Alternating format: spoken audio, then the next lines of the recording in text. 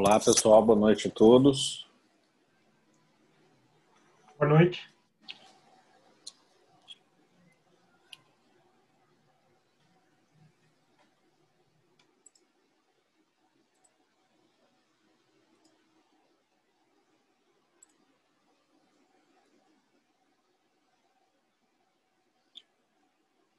Bom, vamos começar então, né? Tudo bem com vocês? Tudo tranquilo? Alguém tem algum comentário?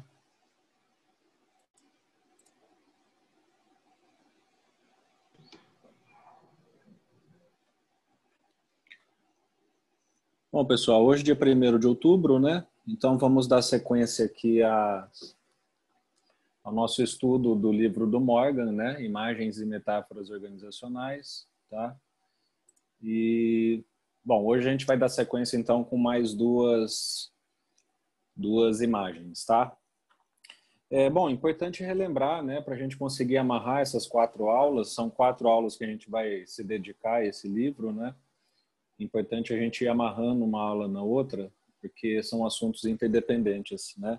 Então é importante relembrar o que é a obra, né? O que ela propõe, o que são as imagens do Morgan, né? Imagens são basicamente o que a gente pode chamar de visão gerencial do negócio, né, que o Morgan propõe, ou seja, visões que o gestor da organização pode assumir sobre o negócio que ele tem, né? E são imagens que, em função disso, em função do gestor assumi-las, né, como modelo, como visão de negócio, vão ter impacto, né, nas diversas dimensões da organização. Então, na estrutura, nos processos, nas pessoas, na cultura, no comportamento, na relação com o ambiente, nas estratégias, né? Então, as visões gerenciais propostas pelo Morgan acabam sendo opções, né, que a gente aprende de como estruturar o nosso negócio em termos de visão, de estrutura, de estratégia e assim por diante, né? Ele faz isso por meio de metáforas, né? Ou seja, ele, para propor a visão de negócio, compara as organizações a outros objetos, né? Com a intenção de simplificar a ideia, simplificar a visão de negócio para ser transmitida, né? E ficar mais fácil da gente entender.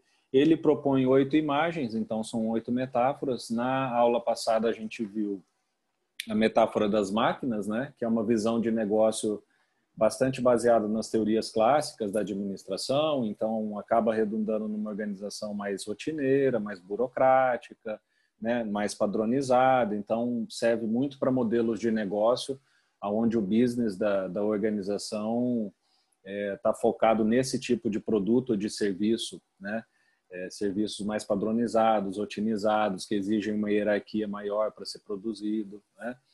E a gente viu também a visão de negócio, né, ou a imagem de comparar as organizações com organismos, né, que é trazer a ideia de que a organização é um organismo vivo, portanto ela tem necessidades, né, assim como um organismo. Então ela tem necessidades de input para sobreviver, né, isso tem que ser considerado ao se estruturar a organização, ao se relacionar com as pessoas, né, e assim por diante. E hoje a gente vai ver mais 2 imagens, né, mais 2 visões de negócio, que é cérebro e cultura, tá? Bom, pessoal, é bem importante essas próximas aulas, porque vocês, conforme a gente for avançando no conteúdo, vocês vão perceber que essas visões de negócio que o Morgan propõe nesse livro, elas, na verdade, são complementares, né? Elas não são excludentes umas das outras, né? Ou seja, se você... eu sou um gestor, eu tenho uma visão de negócio muito baseada na ideia de máquinas, né? Isso não significa que você não possa adotar uma visão de negócio complementar a essa, né? Então, o Morgan diz isso na introdução, para quem teve a curiosidade de ler, né? Ele explica bem a ideia de que, na verdade, o que ele oferece é um conjunto de visões de negócio que elas não são fixas e elas não são excludentes entre si. Elas podem ser adotadas, às vezes, de acordo não só com o tipo de negócio, mas com o momento do negócio, né? Elas podem ser combinadas entre si e assim por diante. Então, a gente vai ver a partir de hoje, esse é o caso aqui dessa imagem, dessa visão de negócio baseada em cérebro, porque vocês vão ver que ela pode ser muito bem ajustada, né? Ela pode ser muito bem combinada com a visão de negócio tanto de máquina quanto de organismo, né? Por quê? Porque vocês vão ver que, na verdade, a grande contribuição da visão de negócio baseada em cérebro, né, proposta pelo Morgan, é uma contribuição relativa à estrutura da organização, né? Então, ela é mais específica, ela não é como as duas anteriores, que são, vamos dizer, visões de negócio mais amplas, né? Então, quando você fala que a organização é uma máquina e quer que a organização age, seja estruturada como uma máquina, aquilo vai impactar quase que a organização como um todo, né? Estratégia, estrutura, processo, ambiente. Então, aquilo, em relação aos cérebros, não é muito isso, tá? São contribuições muito mais específicas e que vão ter uma contingência, um impacto muito maior na estrutura. Então, por isso que ela pode justamente ser combinada com as outras imagens, né? O Rômulo pergunta aqui, professor, uma mesma empresa poderia adotar uma visão de negócio para cada departamento? Exato, também, né? Então, isso é muito comum, inclusive, né? Ontem, até depois da nossa aula de terça-feira, eu estava pensando, né? Se vocês já viram aquelas empresas que trabalham, né, em cadeias produtivas, né, que é aquela empresa que vai desde a produção no campo até a venda, né? Então, ela atua desde produzindo, processando, transportando, chegando no mercado o produto, né? Então, trabalha na cadeia produtiva como um todo, né? É uma mesma empresa, mas em cada parte da cadeia ela tem que ter um tipo de visão de negócio, né? Na visão, por exemplo, na parte de negócio de processamento, que geralmente é a indústria, né? É muito importante ter uma visão de negócio bem baseada em máquina, né? Na parte da produção, é mais importante ter uma visão baseada em organismo e assim por diante. Então, sim, né? Vocês vão ver que não só em termos da empresa como um todo, mas às vezes dentro de departamento, dentro de próprio microprocessos, você pode implementar uma visão, uma imagem, né? Ou combinar várias, tá? Isso é muito importante vocês perceberem daqui para frente. Bom, então, e o que é a proposta do cérebro, né? Como eu falei para vocês na aula anterior, quando o Morgan propõe uma visão de negócio baseada em um determinado objeto, ele parte do princípio de que o negócio vai assumir as mesmas características do objeto, né? Então, se eu tenho uma visão de negócio de máquina, eu quero que a minha empresa, a minha organização se comporte como uma máquina. Então, eu vou tentar reproduzir as características de uma máquina nos meus processos, nas minhas relações e assim por diante. É a mesma coisa que com o cérebro. Então, a primeira coisa para a gente conseguir entender o que é a proposta de visão de negócio baseada em cérebro é entender o que é um cérebro, né? Ou quais são as características relevantes de um cérebro para nós, né? Claro que a gente não vai compreender um cérebro aqui, né? Que é um objeto que a gente até hoje não compreendeu, mas quais são as características relevantes de um cérebro que podem ser úteis para um negócio, que podem ser úteis para um gestor tomar decisões em um negócio, né? Então, essa é a ideia. Então, o cérebro ele tem essas características aqui, né? Que o Morgan elenca para a gente no texto, né? Então, o cérebro é uma máquina capaz de agir com base em informações incompletas, né? Eu cito sempre nessa aula o exemplo, aquele exemplo de um experimento real que tem, né? Vocês podem procurar aí no YouTube de uma pessoa que teve uma parte do cérebro afetada e essa parte era responsável pela visão, né? E a pessoa parou de enxergar, mas praticando com o cérebro, fazendo exercícios, o cérebro dela foi capaz de fazer com que ela conseguisse andar em um ambiente que tinha vários obstáculos, apesar de não enxergar, né? E sem nenhuma ajuda, sem vareta, sem nada. Andando bem devagarzinho, ela foi desenvolvendo práticas, né, sensações no corpo dela que o cérebro foi capaz de ensinar para o corpo dela, mesmo não tendo a visão, então substituindo um pouco como se fosse a visão, né? Então, por isso que o cérebro é uma máquina capaz de agir com base em informações incompletas, né? Explorar um número limitado de alternativas, o cérebro também faz isso. Então, sempre, pessoal, a gente nem percebe, né? Graças a Deus a gente não percebe, isso é um processo que o cérebro já faz automático para a gente. Mas toda alternativa que a gente explora em termos de tomada de decisão está sempre dentro do campo do que é conhecido pelo cérebro, né? O nosso cérebro automaticamente tende a levar a gente a decidir com base em coisas que a gente já conhece, né? Ou que a gente estima, pelo menos, né? Então, essa também é uma habilidade importante para o negócio. A partir do princípio de que há um erro embutido em todas as análises, né? O nosso cérebro faz muito isso com base no feedback negativo, né? O cérebro é uma rede neural, então todos os nossos neurônios estão interligados, né? E o cérebro também é uma máquina capaz de aprender através da cibernética e da aprendizagem artificial, muito em função do feedback negativo, né? Então, o que são todas essas coisas? São todas características que o Morgan propõe que, a partir da visão de negócio baseada em cérebro, a visão de negócio baseada em cérebro, a empresa tenha também, né? Então, por exemplo, agir com base em informações incompletas. Pessoal, o que é um planejamento estratégico se não agir com base em informações incompletas, né? Como que você faz um planejamento estratégico para 4, 5 anos, tendo todas as informações possíveis e reais? Impossível isso, porque você ainda não está no futuro, né? Então, claro que há estimativas, claro que você pode calcular, claro que você pode ter um intervalo de confiança, uma confiabilidade de cálculo em cima de estimativas, mas ainda assim as informações são sempre incompletas. Elas nunca são, em um planejamento estratégico, em um projeto, em uma projeção de vendas para o futuro, completas. Elas só são completas quando elas chegam, né? Então, vejam, então uma empresa capaz de fazer isso, né?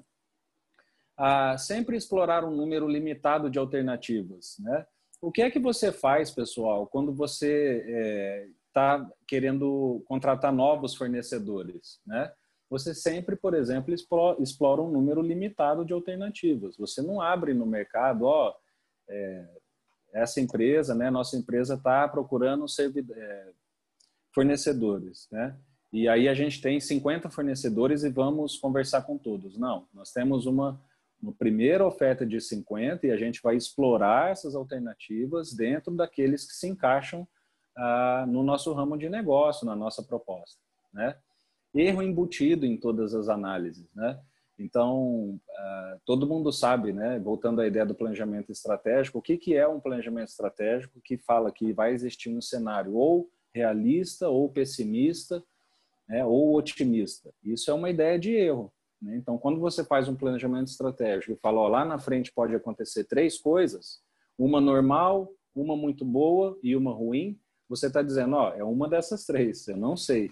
Portanto, eu sei que há um erro embutido aí nas análises, né?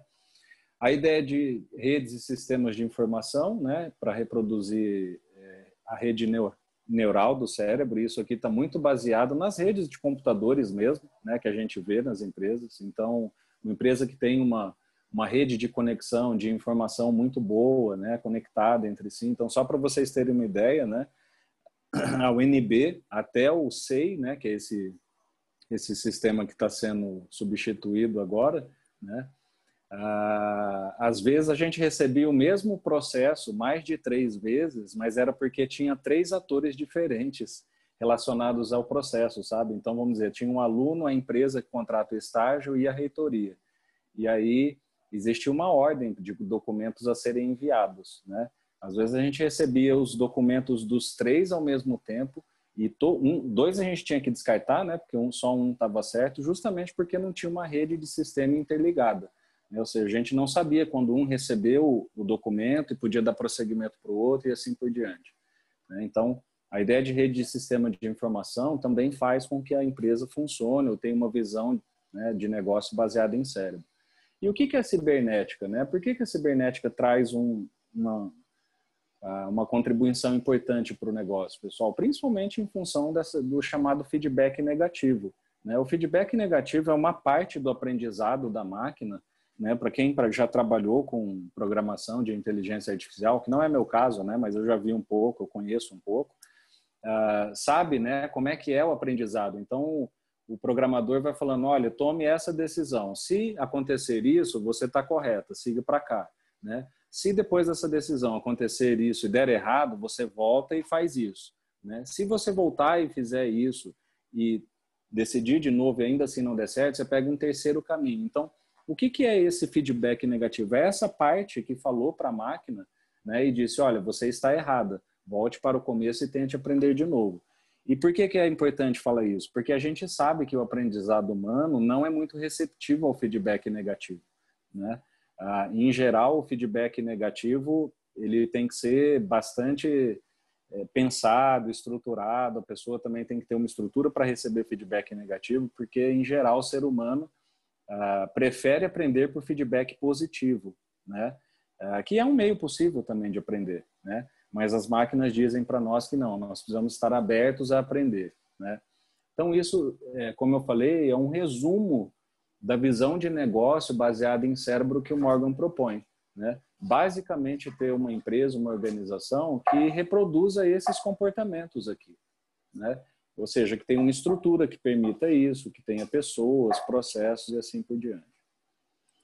Qual que é a principal contribuição da visão de negócio baseada em cérebro? Como eu falei para vocês, é uma contribuição para a estrutura da organização. Tá? Então, lembre-se, o que é estrutura? Né? É o conjunto não só da parte física da empresa, mas de como são processadas as tarefas, como são estruturadas as hierarquias, como as pessoas se relacionam, né? A ordem dos processos, isso é estrutura, né?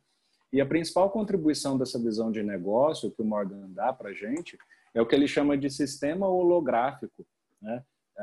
De gestão.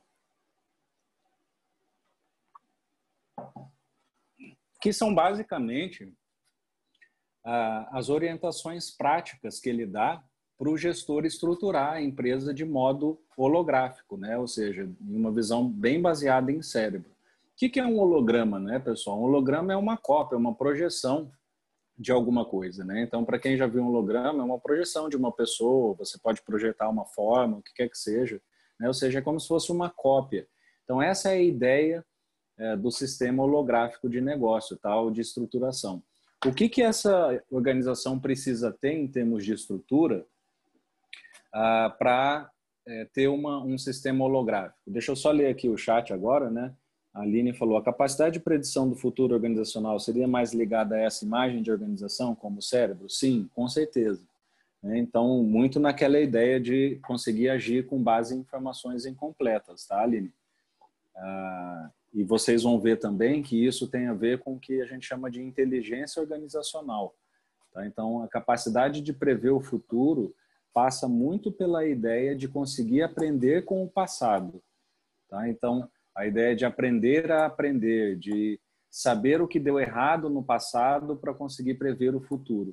Então, essa ideia de predição é um processo, seria uma função que viria junto com essa visão de negócio baseada em cérebro. Tá? E como que tem que ser, então, a estrutura de uma empresa, né, de uma organização, se ela quiser ter um sistema holográfico? Né? Então, aí o Morgan fala para a gente aqui, ó, gestor, você tem que implementar basicamente 4 coisas dentro dessa empresa. Essa organização tem que ser uma organização que tem redundância de funções. Né? Então, o que é redundância de funções, pessoal? É cópia de funções. Tá? É você ter repetição dentro da empresa de funções. Aí você pode pensar, mas como assim? Peguem, por exemplo, o RH, né? Recursos humanos. É uma função da empresa. Né? É um departamento ali dentro da empresa. A ideia de redundância é replicar o RH dentro de outros departamentos. Então, você pode pensar assim, como assim e para que isso? Né? Então, eu sempre cito o exemplo aqui do Banco Central, né? Que é uma organização próxima aqui, que eu já tive a oportunidade de fazer assessoria com eles, tenho, né, grandes amigos lá na escola do Banco Central. Então, o que o Banco Central fez, por exemplo, para fazer a avaliação de necessidades de treinamento deles, né? O que é avaliação de necessidades? É você saber o que as pessoas precisam treinar, né? Então, vai ter lá o plano de treinamento. Então, se faz uma avaliação de necessidades. O Banco Central é gigante, né? Então, como que eles solucionaram esse problema? Ou seja, o RH do Banco Central é pequeno, não dá conta da estrutura como um todo. O que o RH fez? Ele treinou uma pessoa dentro de cada outro departamento, sendo aquela pessoa daquele departamento. Entende? Então, lá no departamento, por exemplo, de compras, alguém do departamento de compras recebeu um treinamento sobre avaliação de necessidade de treinamento. Alguém lá do departamento de marketing recebeu um treinamento sobre avaliação de necessidade de treinamento. De modo que a função avaliação de necessidade de treinamento, ela passou a ser possível de ser feita não porque o RH ia em todas as áreas, mas porque já tinha alguém de dentro daquela área que sabia exercer a função avaliação de necessidades. Então, aí, ao invés do RH ir em todas as áreas, o que acontecia? Uma vez por ano, aquela pessoa daquele departamento que tinha essa competência de fazer avaliação de necessidades, fazia avaliação de necessidades dos colegas dele e mandava para o RH do Banco Central. Então, o que é isso? É a função, essa função do RH redundante em toda a estrutura. Então, essa ideia de redundância serve para vários outros tipos de problema, né? Eu estou citando aqui a ideia do RH que precisava ter uma capilaridade maior na empresa. Então, eles treinaram pessoas. Mas tem vários outros tipos de soluções que a gente pode ter, né, que passam pela questão de redundância de função, né? Então, a primeira coisa, para ter um sistema holográfico de gestão, a empresa precisa ter uma estrutura redundante em si mesma para os processos que são necessários, né, que é o que a gente vai falar ali na frente. Também precisa ser uma empresa que está aberta a aprender. Isso aqui que eu falei que tem a ver com a capacidade de aprendizagem, de previsão do futuro, né, com feedback negativo, tem a ver com inteligência organizacional, né?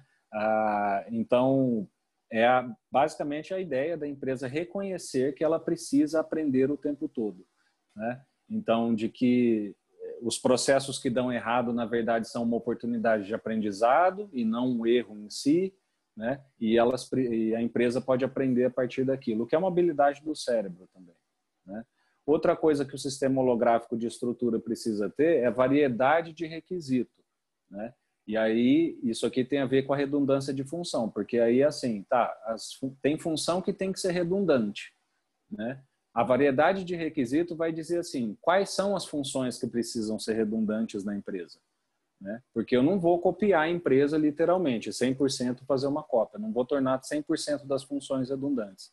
A variedade de requisito faz essa pergunta, né? Então eu sei que eu tenho que ter funções repetidas dentro da empresa, né? Quais vão ser? No caso aqui do Banco Central, por exemplo, para solucionar esse problema foi uma função do RH, né?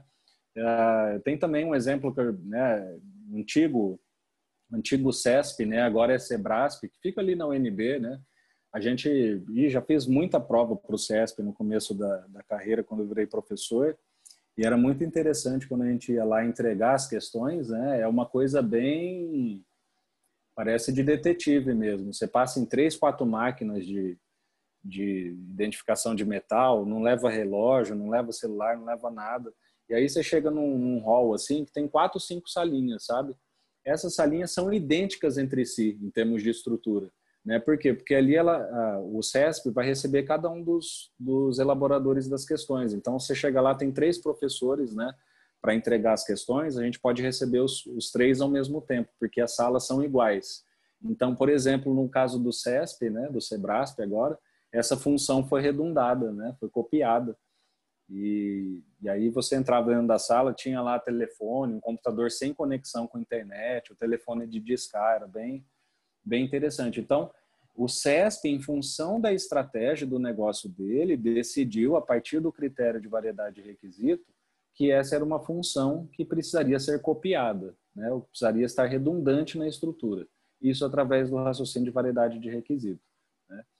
E a quarta característica de uma estrutura holográfica, né, baseada na visão de negócio de cérebro, é a especialização mínima crítica, que eu tenho que tornar funções redundantes, aqui eu respondo quais são, e aqui eu respondo quanto elas vão ser redundantes, né? Então, vejam a resposta do quanto, né? Peguem aí o exemplo do Banco Central.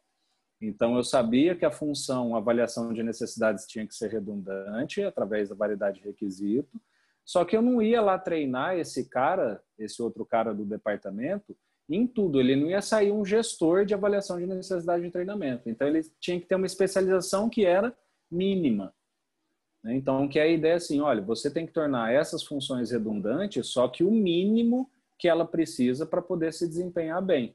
Você nunca vai copiar 100% das funções, né? E essa pessoa, por exemplo, nesse caso, não precisa ser um especialista. Então, como eu falei, essas são as principais contribuições, né, da visão de negócio baseada em cérebro. Seria o sistema holográfico com esses 4 critérios aqui, tá? Retomando aqui a estrutura, né, as dimensões básicas de análise das organizações, né, que a gente viu 2 aulas atrás, né? Quais seriam os impactos da visão de negócio para as dimensões básicas de análise das organizações, né, que são estrutura, ambiente e conduta, né? Como eu disse, tanto faz, né? O cérebro, a visão de negócio de cérebro pode tanto atuar conjugada com uma visão de negócio de máquina, né, ou seja, uma estrutura mais inflexível, quanto uma visão de negócio de organismo, uma estrutura mais flexível, né, vertical, horizontal, né. A relação com o ambiente também. Você pode ter uma estrutura de cérebro e ter uma relação com o ambiente mais fechada, ou pode ter uma estrutura de cérebro com uma relação com o ambiente mais aberta, né? E condutas e estratégias também, né? Então, você pode ter uma visão de cérebro e ter uma conduta estratégica, uma relação com o ambiente mais normativa, né? Ou seja, mais burocrática, ou ter uma visão de cérebro, de negócio baseada em cérebro e ter uma conduta mais empreendedora, né? Mais, enfim, empreendedora, produtiva, né? Eu trago aqui também, justamente para ilustrar essa ideia, o exemplo do McDonald's, né? Porque foi um exemplo que eu dei lá em Máquina, né? Falei que o McDonald's é extremamente burocratizado e tal, e ele consegue ser isso justamente porque ele tem em várias partes uma estrutura de cérebro, de redundância, né? Quem já viu dentro, por exemplo, do shopping, além da lanchonete do McDonald's, aqueles quiosques de sorvete, né? Por que que ele tornou a função venda de sorvete redundante dentro do shopping, né? Possivelmente porque aquela venda é talvez das mais lucrativas que ele deve ter, né? Então, por exemplo, ao mesmo tempo em que ele é bastante mecanizado em termos de gestão, em termos de estratégia de venda, o McDonald's tem uma visão de negócio mais de cérebro, percebem? Por quê? Porque ele, por exemplo, ele torna redundante a função venda de sorvetes. Lembra a redundância de função do sistema holográfico, né? Outra ideia que a gente pode ter de cérebro, né, é a conexão das lojas do McDonald's, né? Então, no dia que sai um sanduíche novo lá na matriz do McDonald's, todas as outras filiais já estão prontas para produzir ele amanhã, né? Então, vejam a rapidez de comunicação, né, e de fluxo de informação que tem o McDonald's para poder fazer essas produções em larga escala, né? Então, estão vendo como... É por isso que eu digo, vocês vão vendo que são visões, na verdade, complementares, né? Então, do ponto de vista mais da gestão global, o McDonald's é bastante padronizado, burocratizado, com normas, com regras, lá na parte de produção.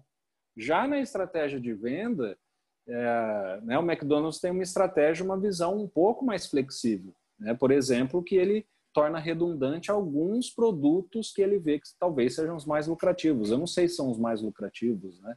Mas imagino que sim, né? Então, o McDonald's é um exemplo. Agora a gente pega aí lá da última aula e traz para cá um exemplo dessa junção das duas visões de negócio, dependendo ali da área, né, da mesma empresa. Então, vantagens, né, dessa diretriz é que sempre se trabalha com diretrizes muito claras, tá?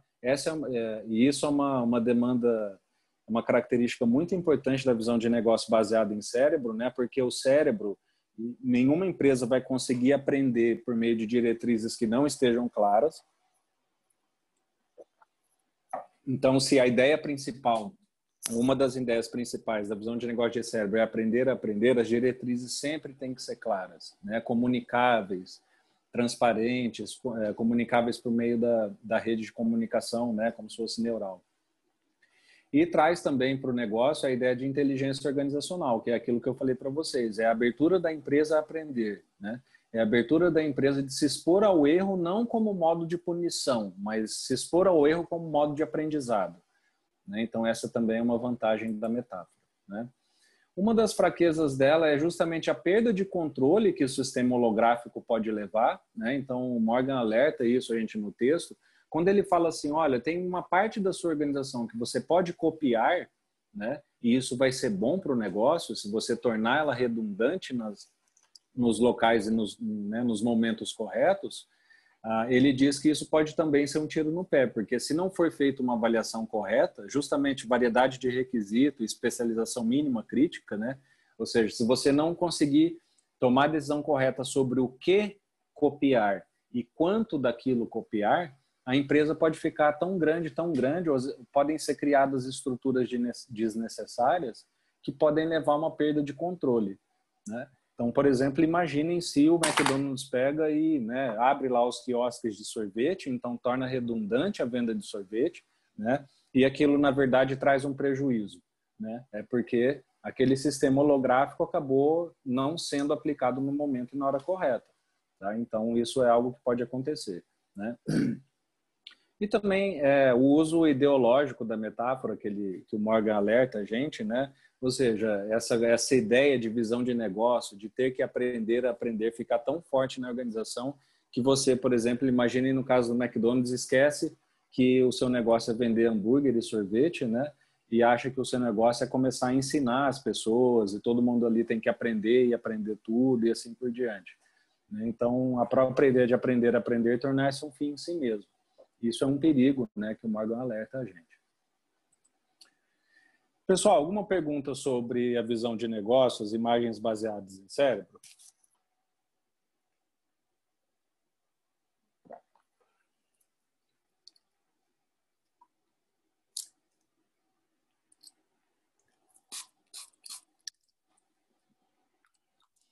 Bom, a próxima imagem que o Morgan apresenta para a gente, né, a própria visão de negócio, é uma visão de negócio muito focada e lembrando, por isso que eu digo, então, comecem a perceber como as imagens são complementares, né? Algumas focam um objeto específico, outras são mais amplas e falam do negócio como um todo e assim por diante, né? A visão de culturas é a visão do negócio que traz, né, a importância de enxergar a cultura organizacional. Tá? Então, o Morgan propõe uma imagem, uma visão de negócio, né, de encarar as organizações como culturas, né? Então, isso aqui, resumindo, né, dito a grosso modo, nada mais é do que trazer a atenção, a nossa atenção, né, gestores, futuros gestores, para o fato de que a organização também tem uma cultura. Goste você ou não, queira você ou não, avalie você se cultura é legal ou é chato, isso é impossível de não acontecer, tá? Toda organização, mesmo que ela não saiba, tá? Tem uma cultura, né? Então o Morgan propõe essa visão, né, essa imagem, justamente para trazer para nós a importância de se olhar esse aspecto do negócio, né? E ver como que a cultura pode impactar o negócio, a organização, né? Bom, a ideia aqui primeiro é entender o que é cultura, né? Cultura, pessoal, é basicamente essas coisas aqui. Então, cultura são ideias, valores, normas, rituais e crenças. Só que essas coisas têm uma característica especial, que é compartilhadas. Tá? Então, uma definição bem rápida, bem assim, só para tirar, né, quem ainda não sabe, da ignorância absoluta e passar para a ignorância relativa, uma definição de cultura é isso. Tá? Então, cultura é um conjunto de ideias, de valores, de comportamentos, de crenças, de rituais compartilhados por um conjunto de pessoas. Tá? Não existe, pessoal, cultura de uma pessoa só.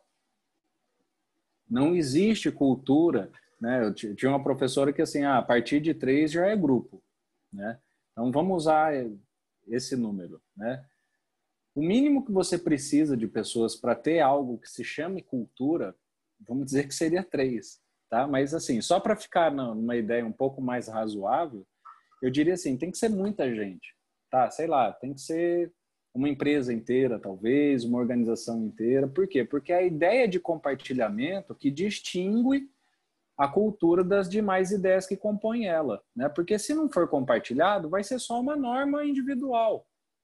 Se não for compartilhado, vai ser só uma crença individual que você tem, ou que poucas pessoas têm. Então, por isso quando a gente fala de cultura, é algo sempre coletivo, compartilhado, tá?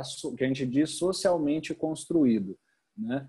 Então, basicamente são hábitos, rituais e crenças que as pessoas compartilham na sociedade e dentro da empresa, né?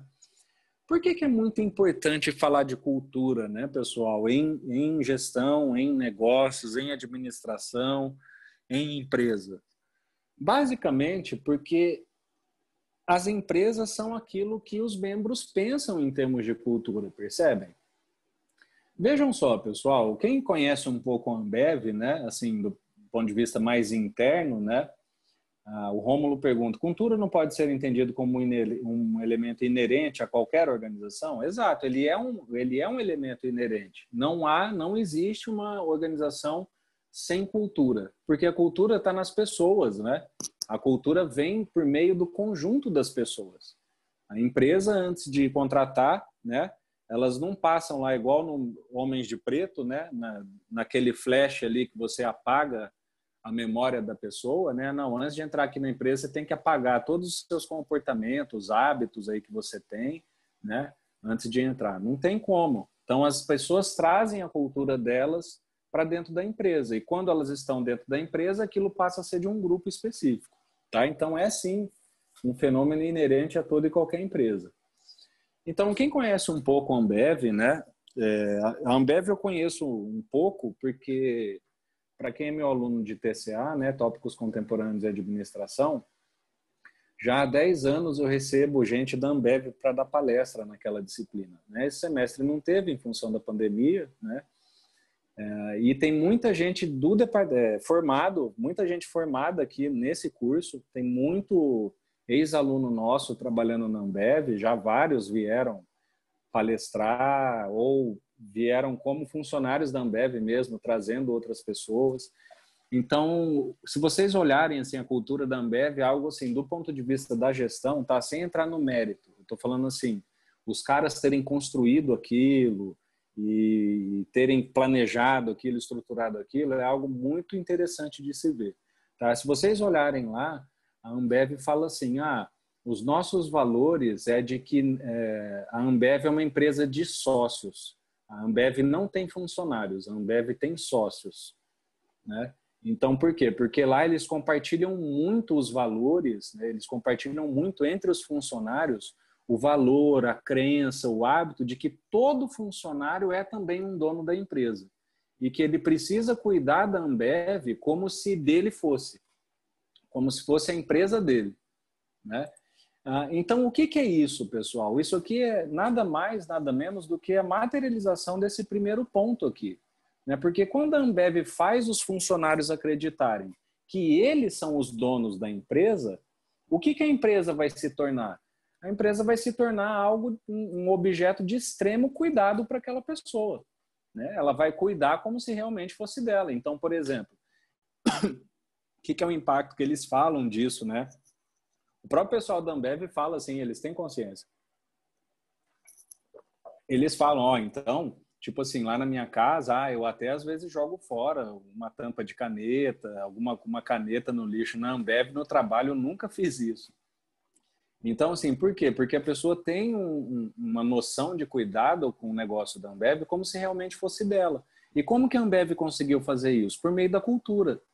Ela foi desenvolvendo nos funcionários, por meio do discurso, por meio de um monte de coisa, a ideia, a crença, o hábito de que eles também são donos.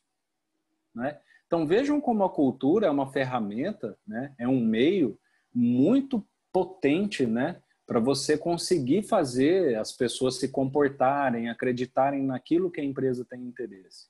Né? Então, por isso que trabalhar com a cultura é muito importante, considerar a cultura no negócio, né? Porque a organização vai acabar sendo aquilo que de fato as pessoas pensam, né? Concorde você ou não, e em algum aspecto, claro, né? As empresas são sempre mini sociedades, então por isso que a gente diz é impossível não ter cultura, pessoal. Por quê? Porque a empresa sempre vai ser uma micro representação da sociedade onde ela está compartilhada, né? Então vejam vocês, há uma diferença de linguagem entre as pessoas do Mato Grosso e as pessoas da Bahia? Uma enorme diferença de linguagem, né? De sotaque, de pronúncia, de ritmo, de fala e assim por diante. Tá. E se eu comparar uma empresa do Mato Grosso com uma empresa da Bahia? Eu vou encontrar o mesmo resultado ou um resultado diferente? Eu vou encontrar o mesmo resultado. Por quê? Porque as empresas estão localizadas em territórios diferentes e elas vão herdar daquela sociedade onde elas estão as características dessa sociedade, né? Então, se, por exemplo, você lá no Mato Grosso, né, você tem uma empresa lá, né, e o Mato Grosso, aquela região, tem uma cultura mais conservadora. Você pode ter certeza que você vai ter funcionários que vão ser, em maioria, conservadores. Né? Não vão ser idênticos, né? Vai ter diversidade de pensamento, as pessoas vão pensar diferente, mas vocês vão ver que em função da região, da sociedade onde a empresa está inserida, aquilo também vai se manifestar nos funcionários dentro da empresa, né? Por quê? Porque ela vai ser uma representação da sociedade, né? Construir, né, cultura é também construir significados compartilhados, né? Então, como eu falei, né, as empresas se esforçam muito para ir, as empresas que se atentam a isso, né? Claro que tem, aqui a grande maioria, tem muitas empresas que nem sabem o que é cultura organizacional, né? Gestor que vai conversar, o cara, pô, isso aqui é uma coisa que eu tenho que me atentar, eu tenho que fazer gestão disso. Tem, meu amigo, você tem que fazer gestão disso também, né? E como que se faz isso, né? Por meio da construção de significados compartilhados, pessoal. Então, o que é a ideia de a Ambev é uma empresa de donos? Significados compartilhados, né? Eu sempre cito como exemplo aqui também, né? Por que que toda empresa tem toda empresa onde cabe, né? Mas por que que toda empresa tem aquele quadrinho de funcionário do mês, né? Vocês já viram? Tem no McDonald's, né? O que é a ideia do funcionário do mês, né? É fomentar o significado que as pessoas compartilham de que ser reconhecido é bom e de que eles vão ser reconhecidos em público, né? Então, quando a empresa atua nesses ramos, esses tipos de iniciativa, eu acho muito interessante porque são coisas que, em geral, a gente nem vê, passam batido por nós, né? Mas são todas ações que atuam no campo da cultura dos funcionários, né? Então, você colocar na cabeça dos funcionários que você reconhece eles, que caso ele se desempenhar bem, ele vai ter um reconhecimento público ali por meio de um quadrinho, né? Ele vai receber uma estrelinha no peito, um broche, vai receber uma cesta de café da manhã, algo desse tipo, sei lá, né? E qualquer outro reconhecimento. Então, o que é isso? São significados compartilhados, né? Então, quando a empresa faz isso, ela está atuando no campo da cultura, né? E também, quando a gente encara as organizações como culturas, precisamos também encarar as divisões subculturais, que também se manifestam na empresa, né, pessoal? Quem já viu, né, quem já trabalhou aqui e tal, e já viu esse papo, né, que eu não acho que é um papo bom, né, mas assim, isso existe.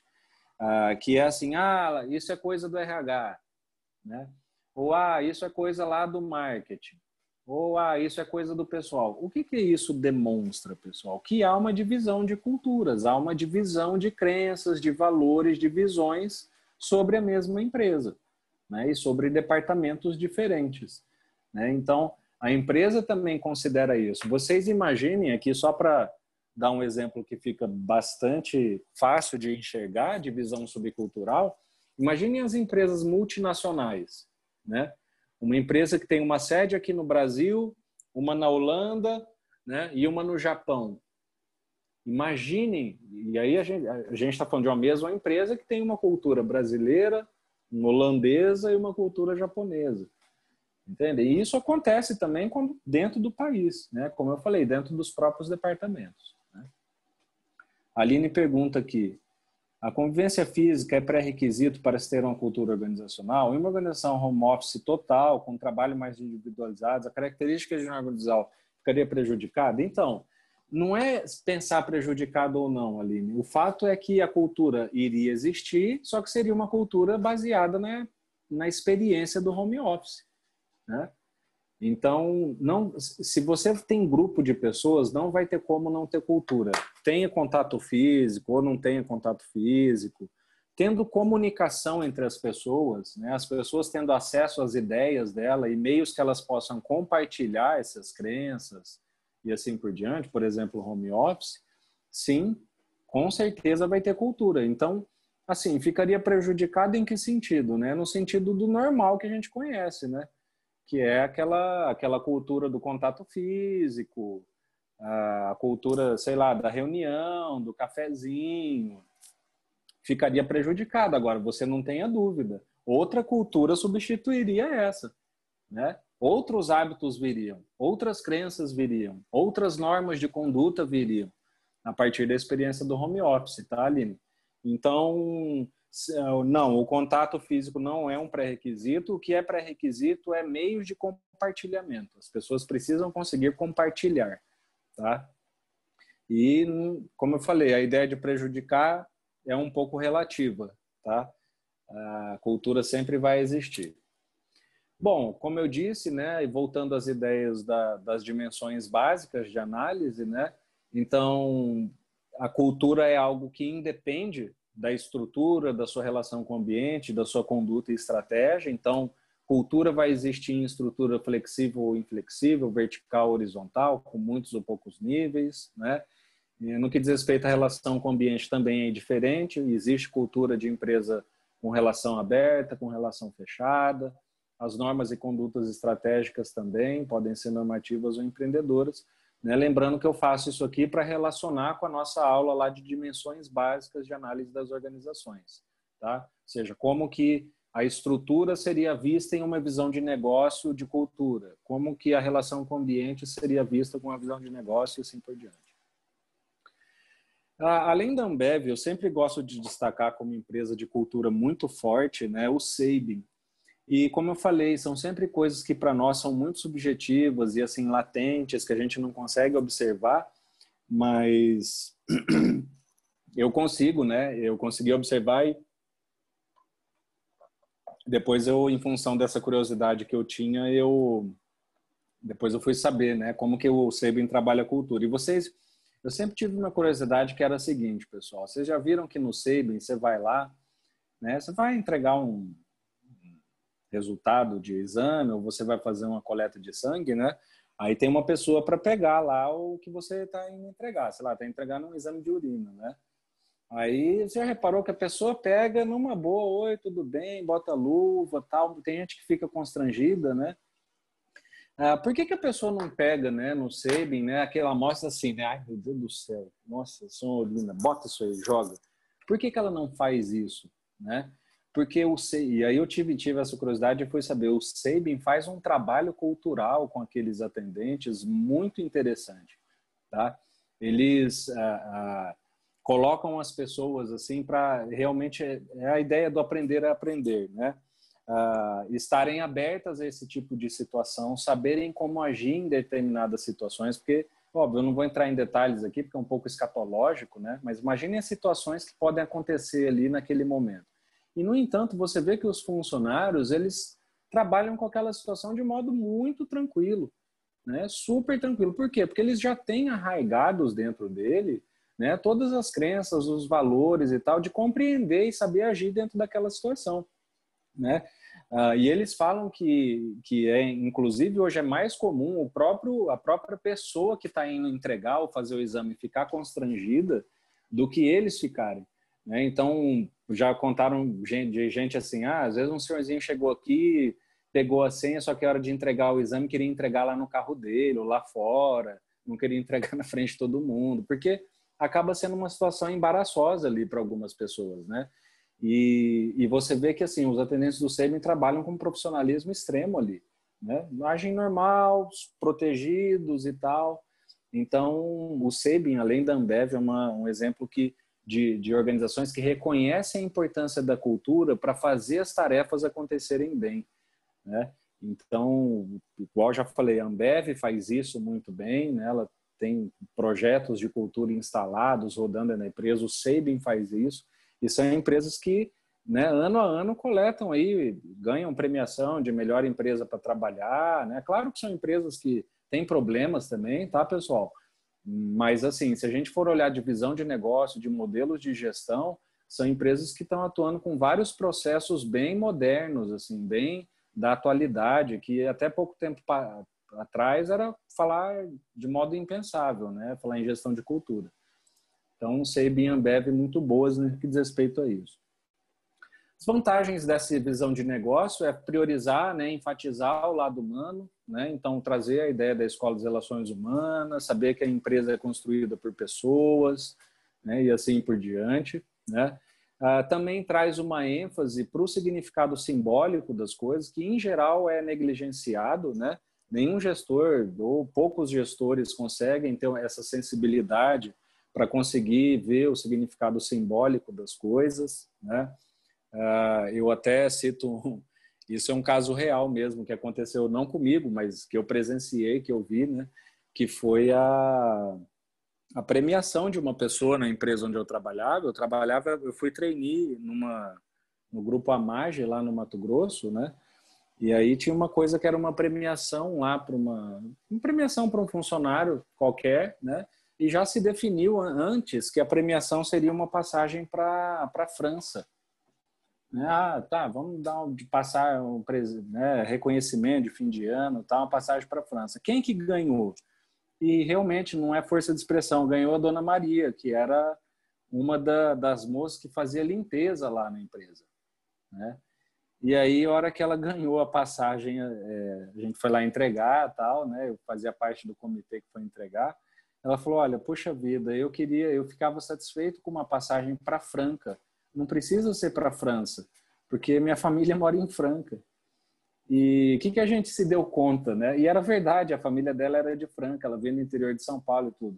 O que a gente se deu conta? A gente falou: cara, mas que besteira como que a gente define a passagem antes de saber nem quem que ia ganhar?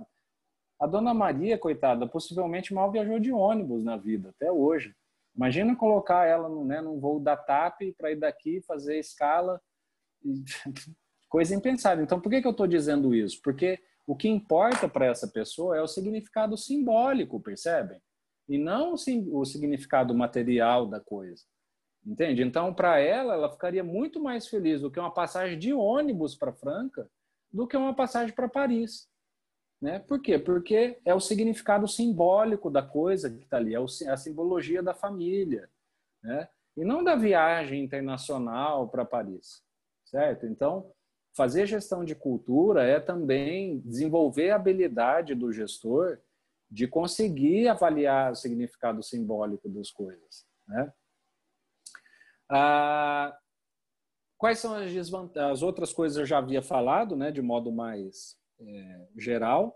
Passando direto para as desvantagens, né? Essa aqui é a principal, tá, pessoal? Olha,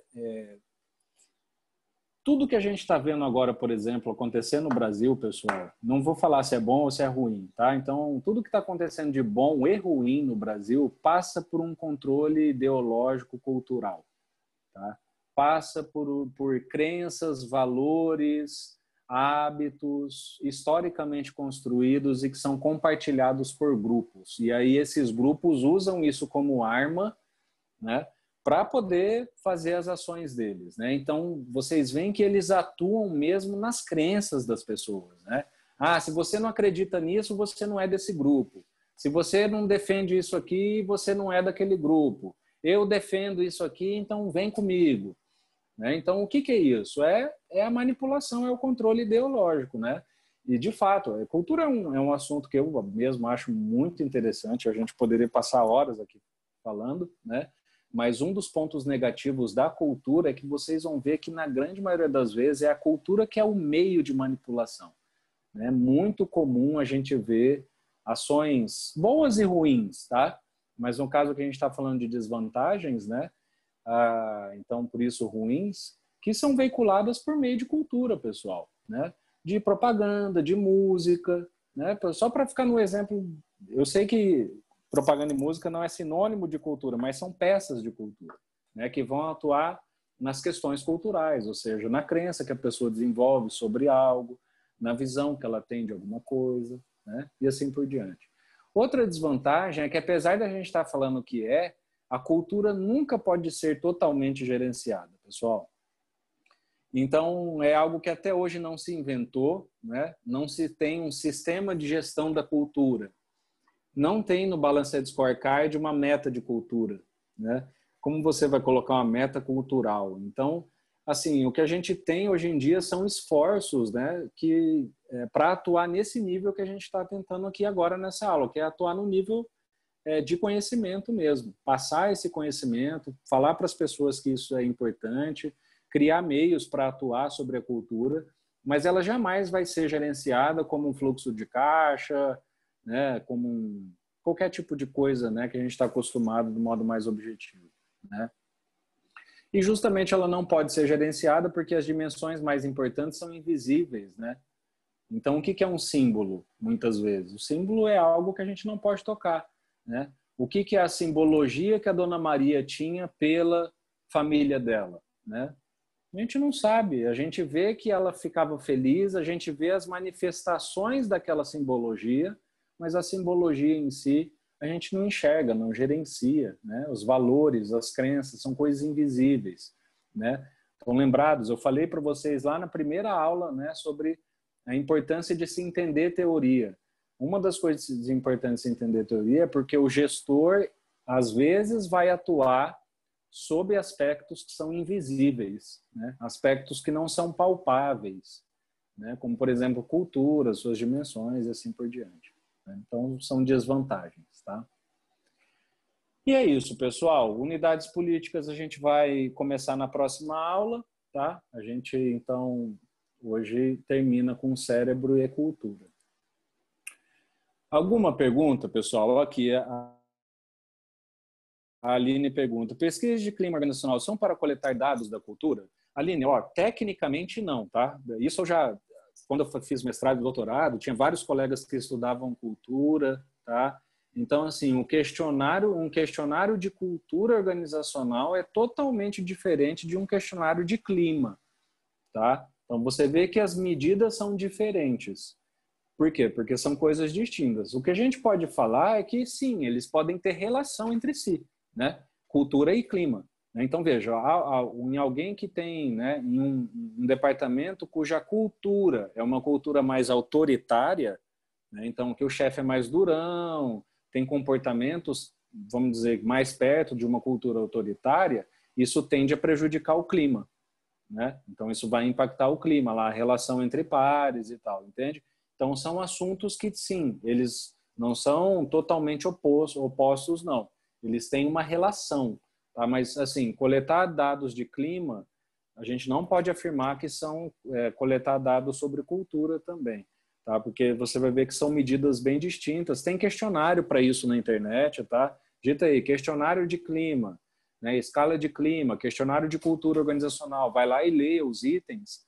Você vai ver que são medidas bem distintas porque são construtos, tá? São fenômenos distintos. Mas eles estão relacionados, tá? O governo federal está explicando agora. Tá mesmo, né? E tá mesmo. Eu recebi o e-mail, né? Só ainda não tive a curiosidade para ver, né? E entrar lá e responder. Se alguém responder e quiser depois falar aqui até como é que é, né? Mas o governo federal está fazendo uma pesquisa de clima.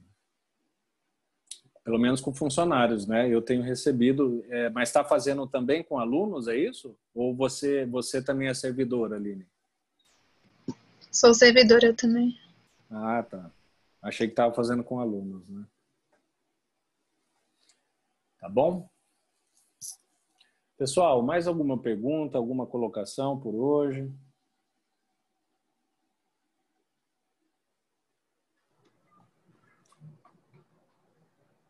Acho que está tranquilo, né? Tá tranquilo. Tá bom, pessoal. Então é isso, né? A gente continua com mais duas imagens, mais duas visões de negócio do Morgan na terça-feira que vem, tá bom? Uma boa noite para vocês e bom fim de semana a todos. Boa noite. Boa noite também. Boa noite. Boa noite.